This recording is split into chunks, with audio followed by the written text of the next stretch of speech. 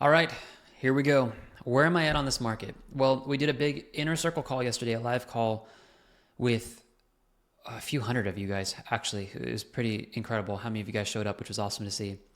And really, what I did is I gave you guys perspective on the objective view of the market. I am not going to come on here and tell you guys I'm very bullish for the rest of the year because the macroeconomic data doesn't say that we should be bullish for the rest of the year.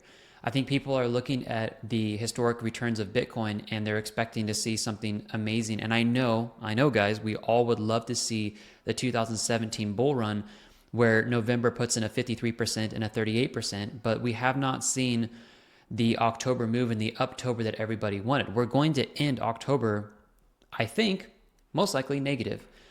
And if you're looking at the cyclical years that actually have a negative October, well, it usually doesn't look good. In fact, it was actually the bear market after the 2017 high, and it was actually the bear market after the 2013 high, which gave us a bearish October, a 12% November, then a 15% negative December, which evened out to be nothing. So based off the historical monthly I guess you could say patterns of Bitcoin of October being negative, there's nothing good that usually comes after that for the rest of the year. But that's just not it. What I did for you guys this morning is I went over in the future forecast and I showed you guys charts, and it's actually the one behind this chart where we're looking at global liquidity. We're looking at the federal balance sheet. We're looking at PMI, Purchasing Managers Index. We're looking at interest rates. And there is a pattern setting up here that has happened in the past, which was pre-COVID, that I do think is going to happen again. You guys have to understand that when we hear Jerome Powell say that we have QT ending, quantitative tightening ending, and quantitative easing starting on December 1st, and then we also have an FOMC meeting, probably another 25-point basis cut on the 10th of December. When that has happened in the past, that's not actually been bullish for Bitcoin at all. But I keep seeing people scream that it's bullish online. You guys want to know why that was bullish in previous times? Is because global liquidity on a macro scale had broken out of its consolidation. Purchasing Managers Index PMI was above 50, which is a leading indicator. It kind of shows us the business cycle a little bit. When you guys, and on top of this, like, we knew what the Federal Reserve balance sheet was doing, but right now the government's shut, so we don't know what the heck they're doing with that. Like, there are a lot of data points that you cannot rely on this time that says that we just go up into a parabolic move until the end of the year. There's actually more data, guys, that says hold on to your coins through November, December, and even January, because once we see interest rates reach their lows, that is when we'll probably see yield curve continue to rise. We'll see global liquidity break out from its consolidation pattern. We'll also see the federal balance sheet go positive and PMI will be above 50. And it actually gives us a fairly bullish economic landscape going into 2026. On top of that, if this is the high, like, let's just be real right now. If that was the high and we go into a bear market, I am very convinced this is going to be a shallow bear market. I don't think we're going to get a huge move back down because there has been no parabolic moves at all in Bitcoin for the last quarter, which everybody was hoping we would get for 2017. So, as the title of this video that you guys can see, I sold $121,000. I have sold, guys, actually, let me just show you guys where I'm at. Here's what I've sold this year so far, and I'll show you guys my tax report just to keep this transparent.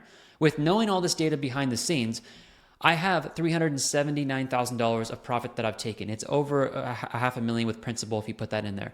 So I'm already taking money out of the market. Okay, I sold Solana. I bought 1,000 units of Solana at $14. I sold it at $216. I made over 1,500% with our members on that. We did fantastic. Okay, that money I took and actually diversified it into gold and silver, because gold and silver has actually been my greatest appreciating asset in the last 4 months, more so than any altcoin or Bitcoin. And we are tracking the money rotation on the future forecast at tradeconfident.io. That's the link in the description. And I'm showing you guys where money's rotating. Okay, my current portfolio is still stacked with XRP and XLM. I believe in those for the long run, but I am bolstering up my cash position and probably adding another $80,000 worth of cash to get some buy limits open, because I do think we could potentially see a move back down.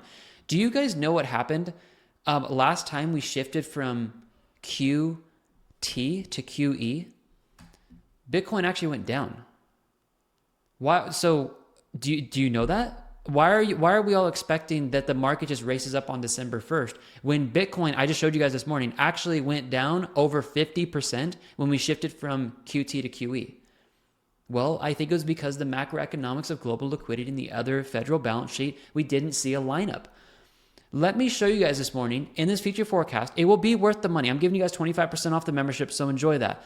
Come down here and watch this video, and I will guide you guys through each of these little segments here and show you guys exactly why 2021 was so bullish, why 2017 was so bullish, and why this year is not expected to be bullish. It's clear when you see the macroeconomics.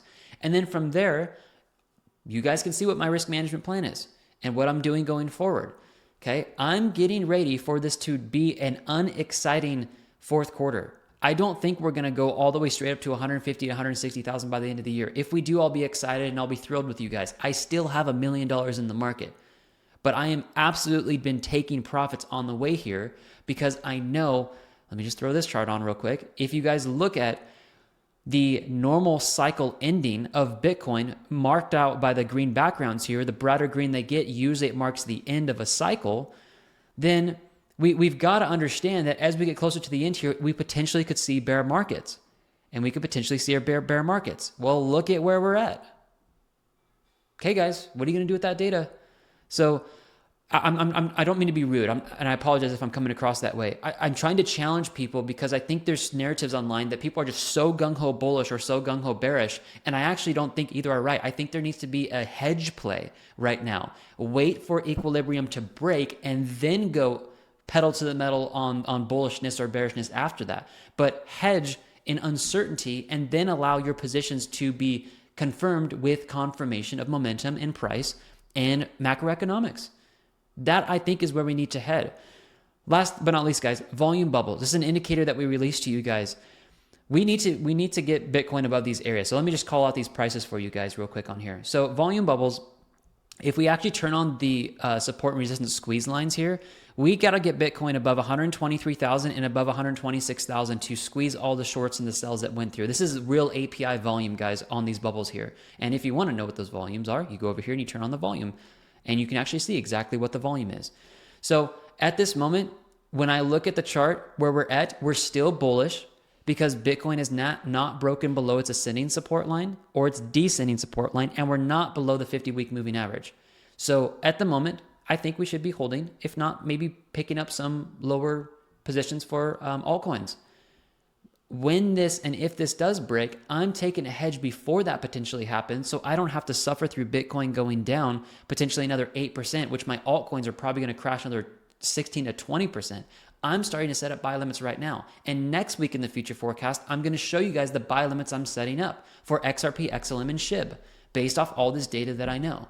So I'm really trying to lead you guys through with an objective view on the market, not be excited, not to clickbait you on here, but to show you realistic projections of where the market could go based off hardcore data.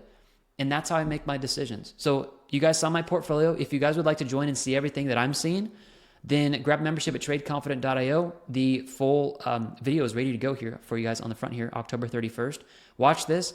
And all the indicators that you guys, if you guys want the volume bubbles, that's right down here at the low here. If you guys have purchased our top and bottom finder or our pro indicator pack in the past, please do not purchase this. Email us and we'll give you a huge 60% off coupon code. We honor people who have spent hundreds of dollars with us in the past. So go ahead and do that and watch real API volume on the charts, guys. Once we squeeze this volume here, then we're off to the races, but we're not there yet. So I hope this really helps you guys. I think there's some strategic plays that need to be made here, right now, before things can turn to the downside or the upside. And I want to just prepare you guys for that. Okay.